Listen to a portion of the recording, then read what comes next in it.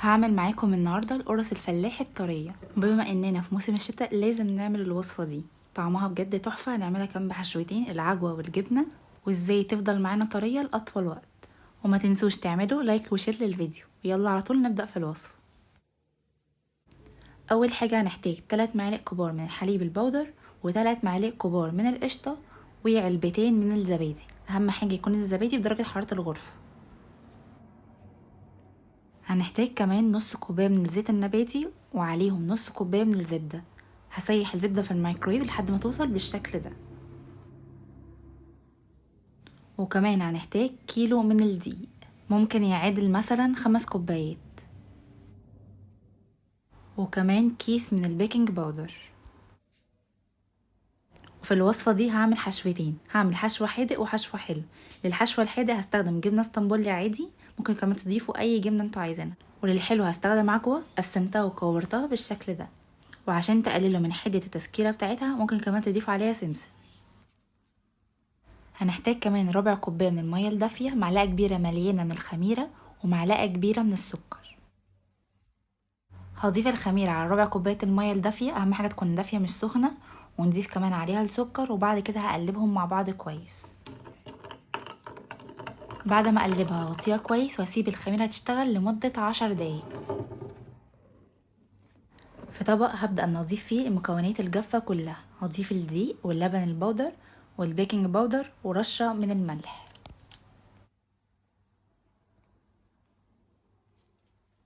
وهقلب كل المكونات الجافة مع بعضها كويس.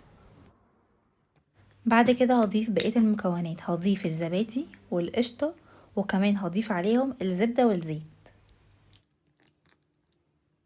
وده كده شكل الخميرة بعد ما اشتغلت. هضيفها على بقية المكونات.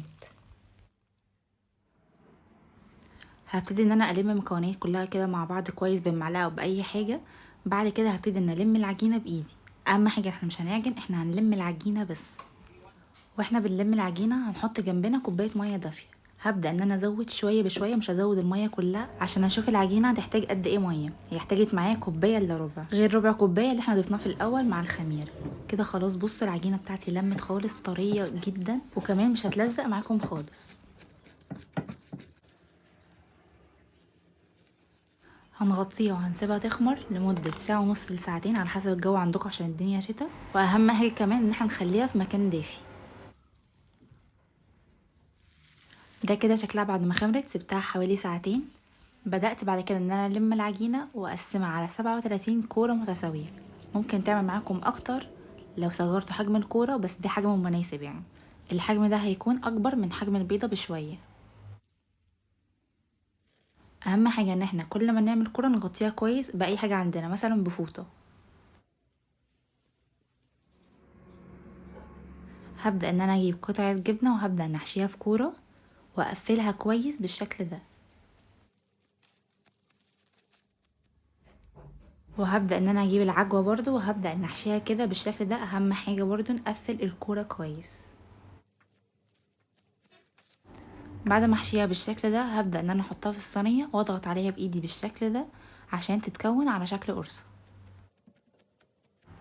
وبدأت ان انا في حشوة العجوة اعمل خطين كده بالسكينة بالشكل ده. وده كده شكلهم بعد ما خلصتهم. هدخلهم الفرن لمدة تلت ساعة على درجة 210 مئوية. اهم حاجة يكون الفرن سخن جدا، ونولع عليها الشواية اخر 3 دقايق عشان تاخد لون دهبي بالشكل ده. واهم حاجة اول ما تطلع من الفرن نغطيها بالشكل ده عشان تفضل طرية. وده كده شكلها بعد ما طلعت من الفرن، واخده لون ذهبي من الظهر ومن الوش، وطريه كمان جدا. والجبنه كمان البيضه تحسوها سايحه شويه كده مع السخونيه، بجد طعمها تحفه. ومش متخيلين بجد ريحتها عامله ازاي، بجد ريحتها قلبت البيت. وطبعا عملنا قرص في البيت، لازم جنبها كوبايه شاي. احلى فطار الصبح بجد. لازم تجربوها وابعتولي رايكم. وما تنسوش تعملوا لايك وشير للفيديو. ونتقابل في وصفه جديده.